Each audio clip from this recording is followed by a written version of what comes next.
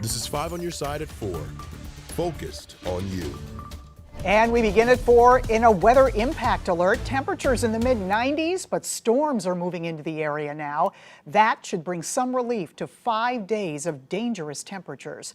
Thanks for being here. I'm Kay Quinn. Brent Solomon has the day off. Chief Meteorologist Scott Connell joins us now with a first look at tonight's storms. Scott? And our weather impact alert is going to continue for a little bit. As you see at the bottom of your screen, we do have some severe thunderstorm warnings in effect for parts of the area and a new flash flood warning.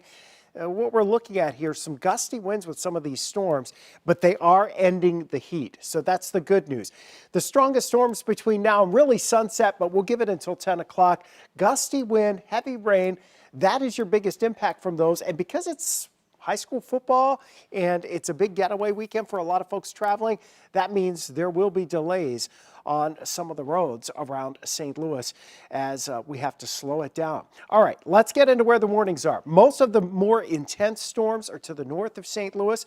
We add in the lightning and you see all that intense lightning. Here's one right along 55 north of Litchfield up to just south of Farmersville. This storm is weakening, but that severe thunderstorm warning in effect there. Also a new severe thunderstorm warning just issued for far northern portions of St. Charles County along the Quiver River into Lincoln County, then crossing the Mississippi into Calhoun County. That's along 79 east of Winfield towards the Lock and Dam. That's producing some gusty winds too. What we've seen in North County and around the metro area, generally just downpours with winds less than 50 miles per hour. Flash flood warning now for that area that's been pounded north of Warrenton and northwest of Warrenton. That area has seen very heavy rainfall. And the front's still back to our north and west with more thunderstorms developing along that. Let's find out what's going on outside as we're tracking these with our weather impact storm tracker, meteorologist Jim Costello. Yeah, hi Scotty. So boy, is it hot and humid. And so we are on 170 north, right around Berkeley, and we switched the camera here and just look north. You can see the dark sky up in North County. So we are driving towards some pretty good cells here. Nothing severe, as you were saying at this point in North County, but some heavy downpours. And if we look on the southern end in the back camera here, looking more south, it's also dark to the south. But right where we are in Berkeley, things are pretty calm, and I-70 is moving nicely. We'll be in the storm tracker checking things out. All right, thank you, Jim. Right now we're learning more about the moment a preschool student with special needs wandered off during recess at an SLPS elementary school. It happened during the first week of class, and now the teachers involved are facing repercussions. One teacher expressing concerns about what she calls inadequate supervision and support for special needs children.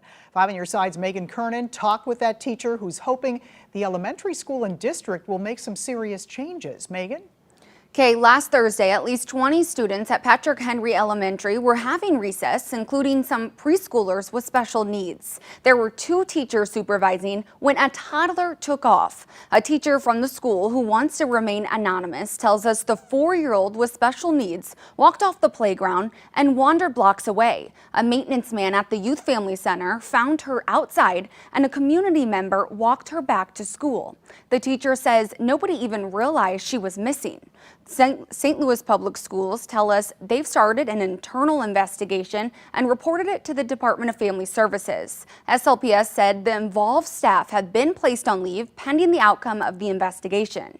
The teacher says they only have 6 certified teachers, which she says is a huge problem and one of the reasons the child was able to escape.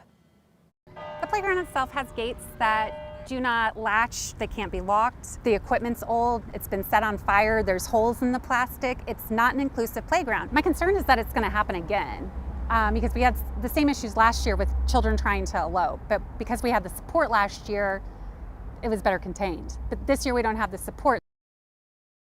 Now, the teacher tells us there's a language barrier with the toddler's parents. She's under the impression that they don't fully know what happened to their daughter. Tonight at 6, we'll dig into the other issues this incident has pushed the teacher to speak up.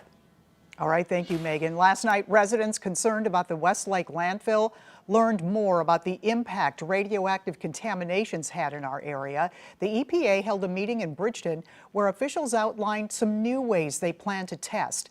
They also discussed the timeline for cleanup. For advocates in this area, these updates are encouraging, but also feel like a long time coming.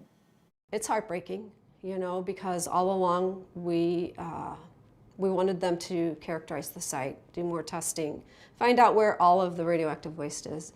And by doing that, there was a lot more.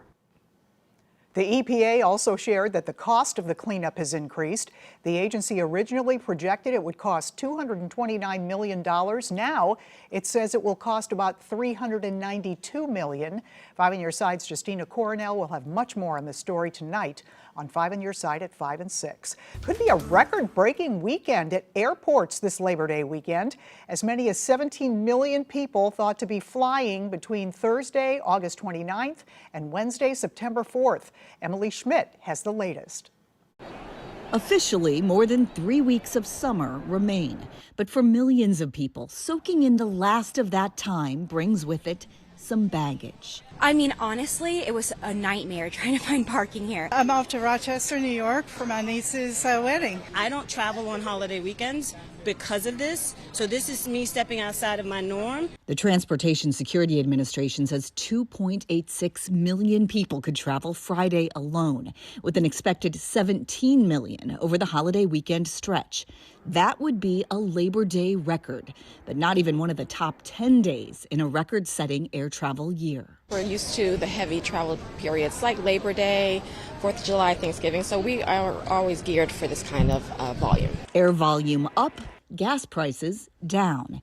The app Gas Buddy projects the national average for a gallon of gas will be $3.27, the lowest Labor Day mark in 3 years. We've seen prices come down about 15 cents just in the past month. Overstay your holiday welcome, and experts say you'll face plenty of company with the worst travel time Monday, 11 until 8. But before that, there's a whole weekend ahead to enjoy. Our flight got canceled due to weather, so we're rerouting. So, but we're not upset or anything. We're still going to get there for my grandma's 95th birthday. Unlike millions of holiday travelers, summer not going anywhere quite yet. I'm Emily Schmidt reporting. Now locally, TSA at Lambert expects more than 90,000 people to pass through checkpoints over the weekend. Missourians are set to vote in November on whether to enshrine abortion rights into the Constitution. Now, a last-minute legal effort aims to keep that measure off the ballot. Hundreds of artists from all over the world flocking to St. Louis, how they'll transform the Mississippi River floodwall this weekend. And a reminder, this Sunday is the Show of Strength MDA Telethon. It's at Grants Farm from 8 to 10 p.m.